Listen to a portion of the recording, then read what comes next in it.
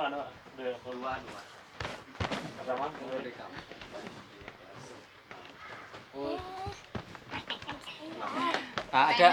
ada kalau di Indonesia itu sebenarnya ada sekitar 200 sekian jenis bambu di seluruh Indonesia. Itu paling banyak seluruh dunia jenisnya. Tapi yang paling yang cuman dipakai itu cuman beberapa jenis saja. Kalau untuk konstruksi sama furniture. Jadi sebenarnya ada dua jenis. Ada dua jenis jenis bambu. Satu itu rumpun, yang satu itu akar lari. Jadi ada contohnya di sini, ada akar lari di sini. Itu yang paling jarang. Bambunya biasanya namanya cendani.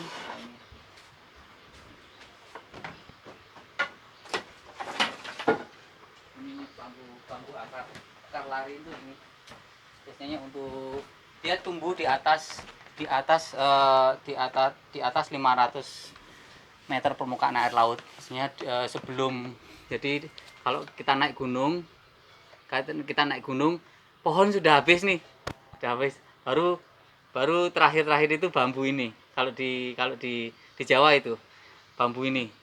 Terus pinus terus bambu ini kering ya. Terus dia jadi kalau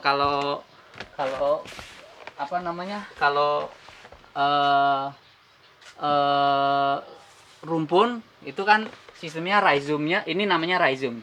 Jadi sistemnya dia induknya di sini satu gitu. Terus dia punya anak nih, banyaknya anaknya. Tapi dia punya anak lagi nanti anaknya gitu. Yang kita pakai di situ. Yang kalau yang akar lari dia sama, tapi dia nggak berkelompok dia. Satu-satu gitu. Jadi biasanya dia lebih gampang nembangnya dia. Ya kalau di Cina itu mereka kebanyakan akar lari malahan. Tapi dia nggak bagus di sini karena itu invasi spesies, dia bisa membunuh semuanya. Iya. Dia pohon-pohon yang lain itu nggak bisa tumbuh ya. Ya nggak bisa tumbuh dia. Jadi kayak ini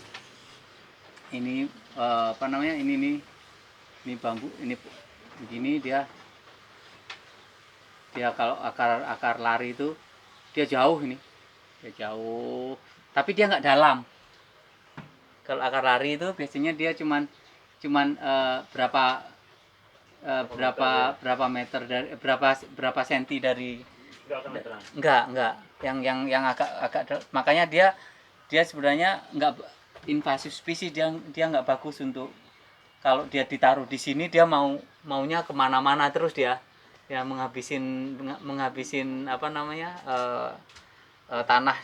Dia lari begini satu gitu. Nah ini lari satu gitu. Ini yang akar lari. Kalau di Indonesia cuma ada satu ini jenis, beberapa jenis tapi nggak tahu. Yang kalau di Jawa yang paling umum ini namanya cendani. Dia di dataran tinggi. Yang satunya itu ini kaum yang kayak gini nih dah. Jadi nanti kalau kita praktek nanti lihat yang induknya yang mana itu. Jadi kan ini kan induk nih. Ini induk nih satu, dia punya anak beberapa. Ini lupa manen berarti. Ini jadi induk lagi. Jadi sampai gede biasanya gitu. Jadi dia ini harus agak panjang gitu, punya anak dia. Ini jaraknya kira-kira segini nih. Yang paling bagus kira-kira 15 sampai 20 cm untuk merawat rumpun bambu, untuk memilih. Dan biasanya nanti saya jelasin umur yang siap dipanen juga.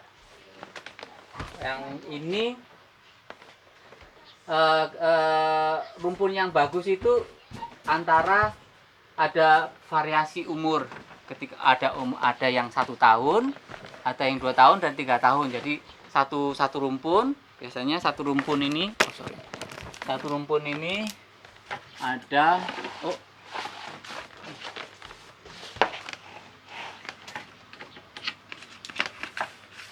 Oh, oh. What happened? This is not Oh, working. okay, another one here.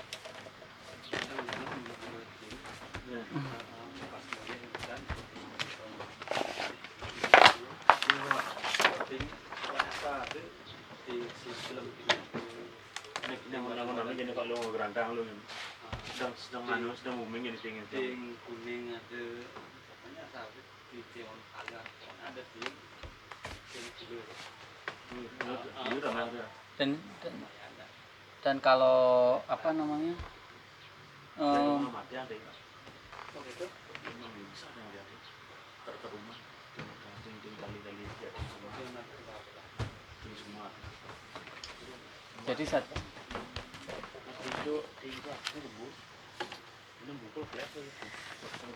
This one might be better for the. But this one permanent. It's a little bit better, but not for the whiteboard. oh, oke. Itu jadi bulan-bulan ramen. Salah mati yang gimana? Mati yang.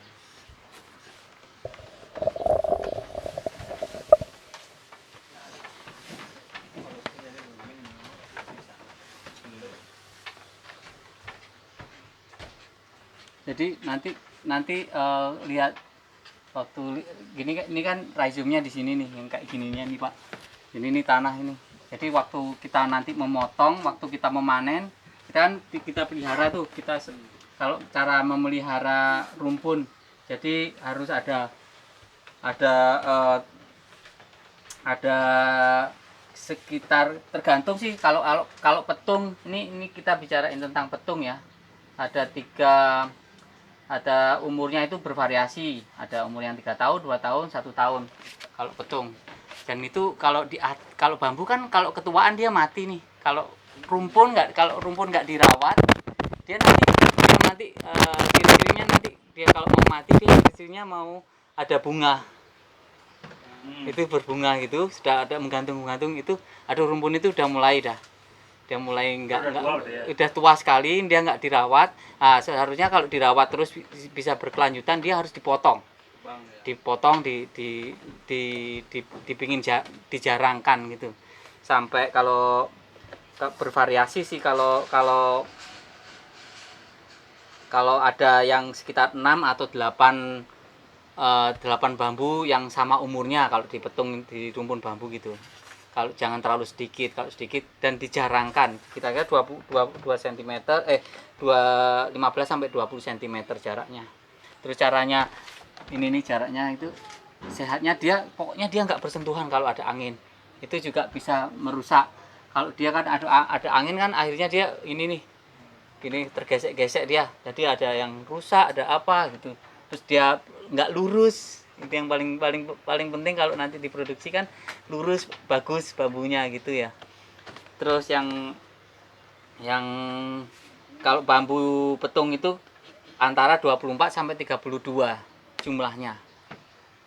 Itu kalau itu sudah bagus, terus kita dipupuk. Kita pokoknya nggak ada genangan air di situ. Kalau ada genangan air kan biasanya kalau motong gitu ya, kita potong ya. Terus ini apa namanya, bambunya kita potongnya pas nggak di sininya, tapi kita potongnya di sini. Jadi air bisa masuk di sini, yang itu bisa menyebabkan nanti rumputnya nggak sehat.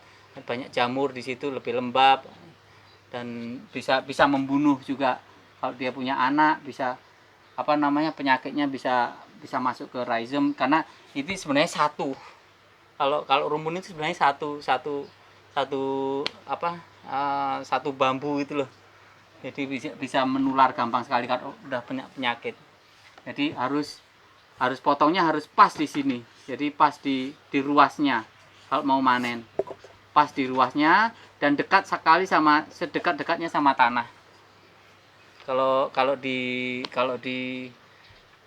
rumpun yang nggak sehat kan biasanya sulit sekali Pak. Sudah banyak yang apa namanya, yang deket-deketan itu. Nah, salah satunya kalau sudah kayak gitu ya harus mengorbankan apa namanya, salah satunya. Jadi kan apa namanya,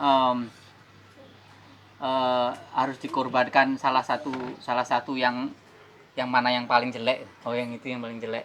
Dan jangan sampai menyakiti yang masih tumbuh.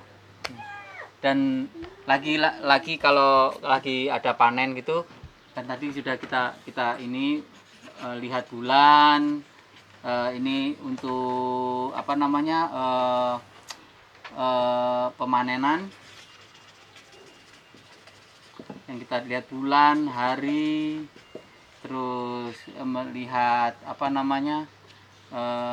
musim dan waktu paling sedikit memproduksi rebung. Itu yang lihat lihat situasi rebung, lihat situasi rebung. Dan kalau sistem, karena kita pakai sistem VSD yang untuk vertikal, jadi intinya kita nggak boleh ada pecah gini, karena kita nanti larutannya kita masukin di dalam. Kalau pecah kan nggak bisa dia nggak bisa aja, percuma gitu loh. Jadi pilihan nanti kita seleksi yang mau kita treatment itu nggak ada lubang, nggak pecah, dan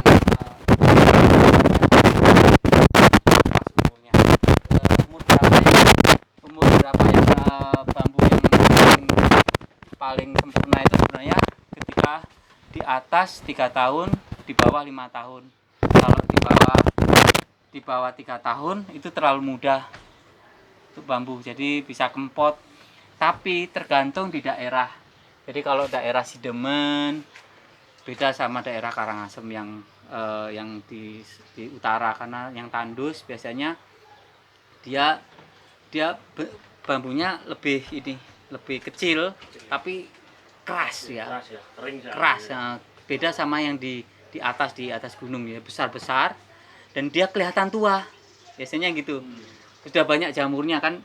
Biasanya kan ditumbuhin jamur. Kalau biasanya kita tertipu sama jamur, sama belang-belang kayak panu itu, Pak. Nah, gitu itu tuh. Yang itu indikasi sebenarnya indikasi musim sih. Satu musim itu satu siklus 1 tahun. Jadi itu bisa dikira itu 1 tahun. 1 tahun. Nanti ada lagi yang lebih terang lagi nih. Panunya agak terang, itu yang terbaru. Nah, biasanya sekarang bambu itu nggak lebih dari 2 ini. Jadi itu cuma 2 tahun. Tapi sekarang musim kan aneh nih. Tiba-tiba, kalau kan dulu gampang untuk diidentifikasi umur dari dilihat dari jamur. Sekarang itu tiba-tiba di musim panas ada hujan. Terus dia keluar nih kalau ada hujan. Apalagi di daerah gunung. Daerah gunung itu, daerah Sidemen, yang di atas gunung itu dia lebih lembab, jadi dia pertumbuhan alginya, jamurnya dia lebih cepat gitu. Jadi kita kadang-kadang tertipu sama ini. Yang paling itu tuh kalau orang-orang tua kan cuma diketok gini. Oh, ini sudah tua, dan kadang-kadang tidak punya kenting gitu, bagus, itu sudah tua gitu. Tapi bisa dilihat juga kalau di daerah pantai, daerah itu masih bisa dilihat kayak gini, karena yang jarang-jarang hujan itu bisa dilihat.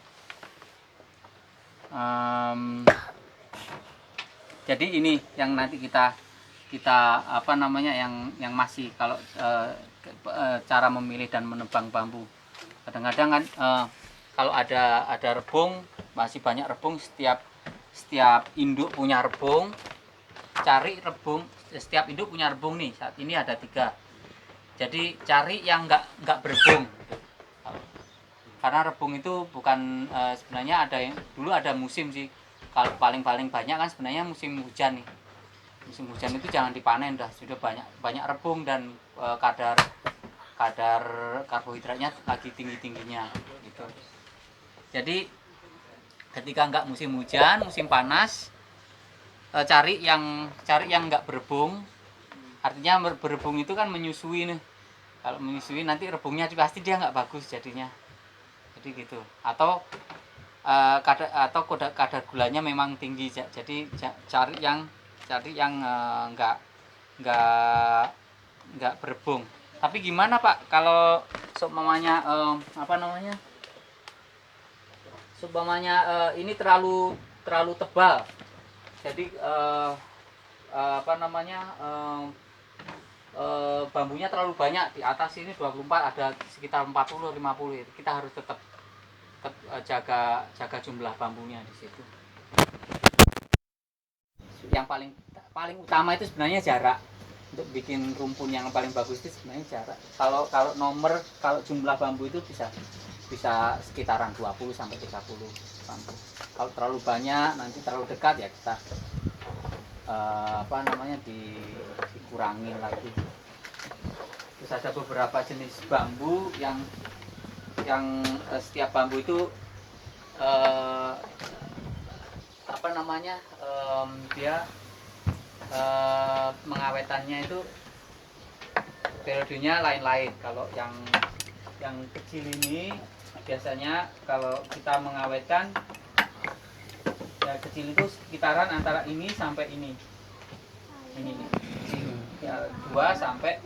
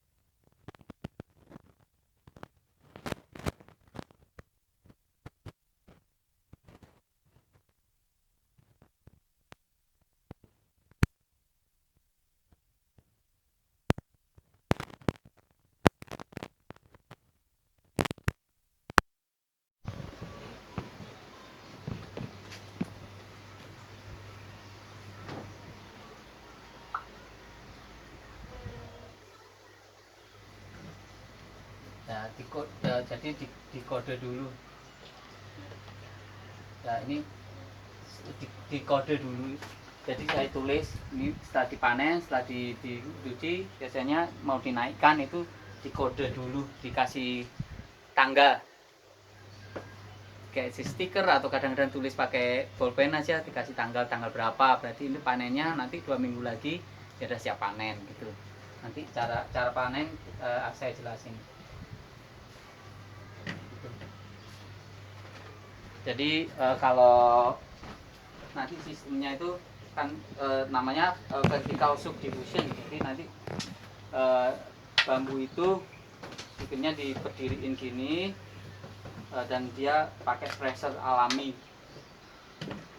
Jadi bambu datang, terus kita bikin lubang di situ. Bambu datang, kita cuci dulu, kita cuci bersih, hilangin ini kerak-keraknya, semuanya dihilangin. Ada yang pakai semprotan, kalau kita produksi banyak sekali dia pakai water jet itu cepat sekali. Tapi kalau di daerah, di desa-desa kan sulit dicari, ya pakai air aja. Terus kita lubangi. Jadi caranya melubangi itu pakai besi panjang, pakai itu. Terus yang terakhir sendiri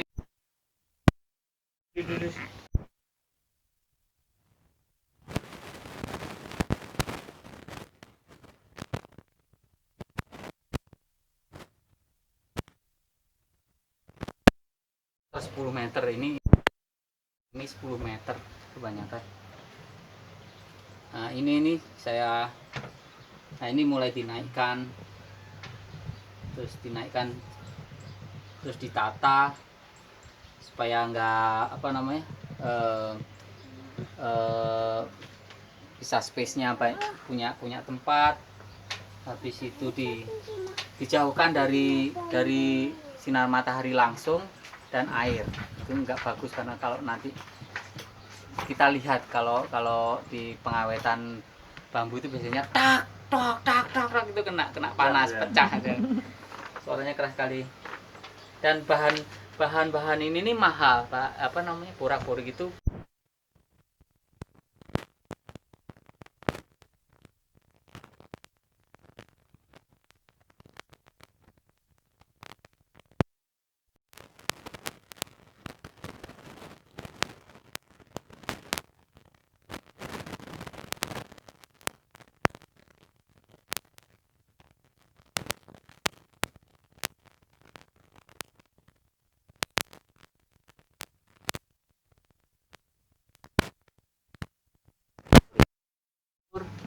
Terus diaduk nih, aduk lama memang. Dan beberapa dulu sih, dulu kita pakai tungku untuk menyampurnya. Pakai air panas dia lebih cepat ya kalau pakai air panas. Tapi ya gitu, kita harus ngumpulin kayu banyak sekali. Jadi gini aja bisa. Pokoknya diaduk agak lama. Terus kita nggak langsung ditaruh di tangki. Jadi kita bikin campuran dulu, bikin bak untuk mencampur dulu. Campur, terus kita taruh di tangki berapa persen. Nah, campuran yang bagus itu. Campuran yang bagus itu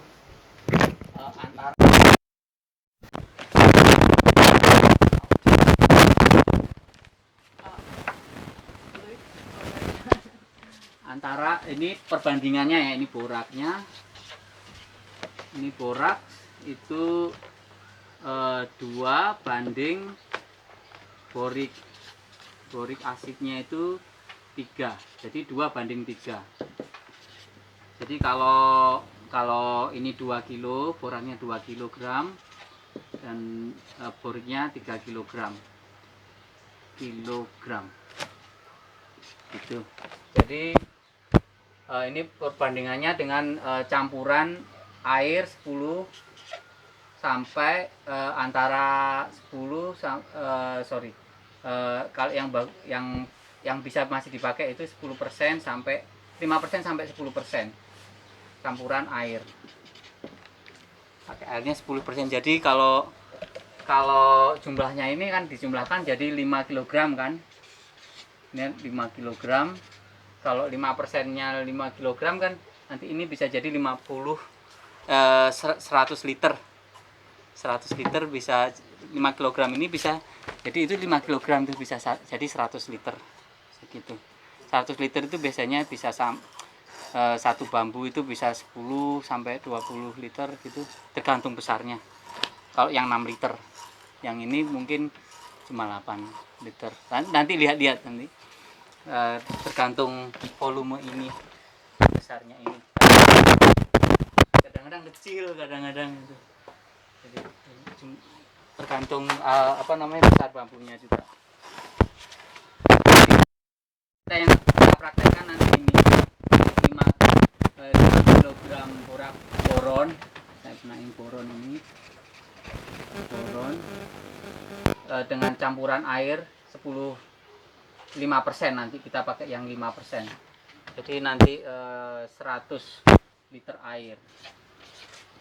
Ini solusinya. Campurannya. Gitu. Ada pertanyaan, Pak? Borak-borik atau nanti caranya? Udah agak jelas ya. Nanti saya jelasin lagi kalau enggak. Jadi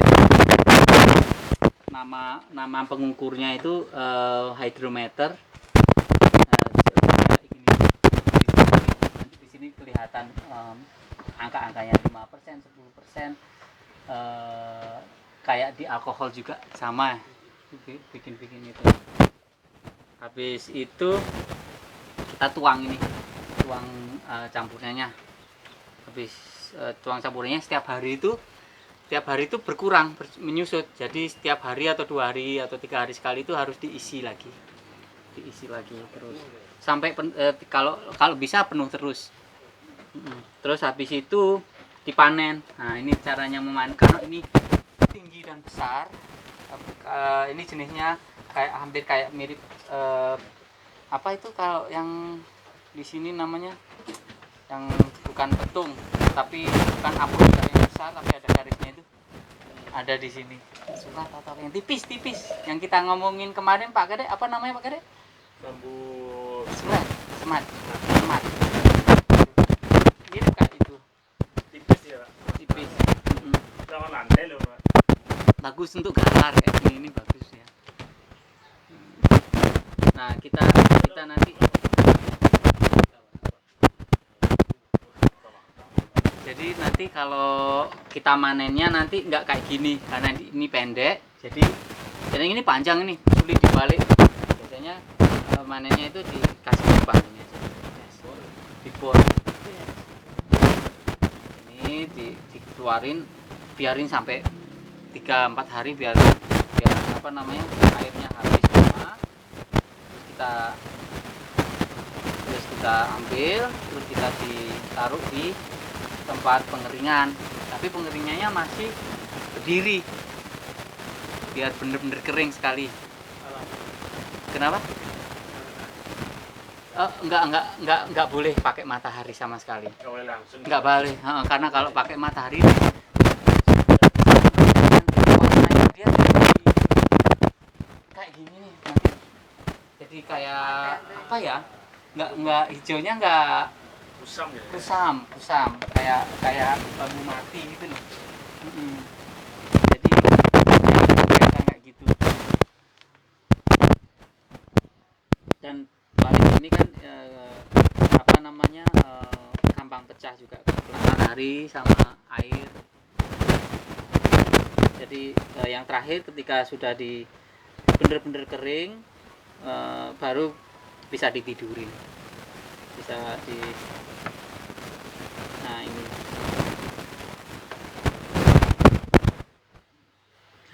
bisa ditidurin. Nah ini caranya juga kalau kita mau pergi ke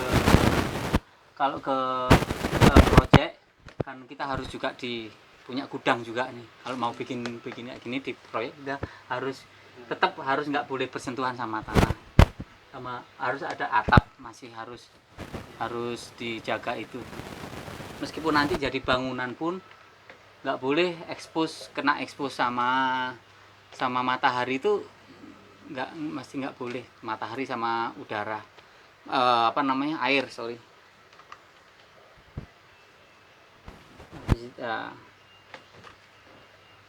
Terus habis itu di tes penetrasi, kalau kadarnya, kita punya lab dulu, kadar apa namanya, kadar boraknya itu masuk bener-bener apa enggak itu, terus kelembapannya kita ukur juga, siap pakai, baru kita bisa apa namanya, bisa dipakai bambu itu.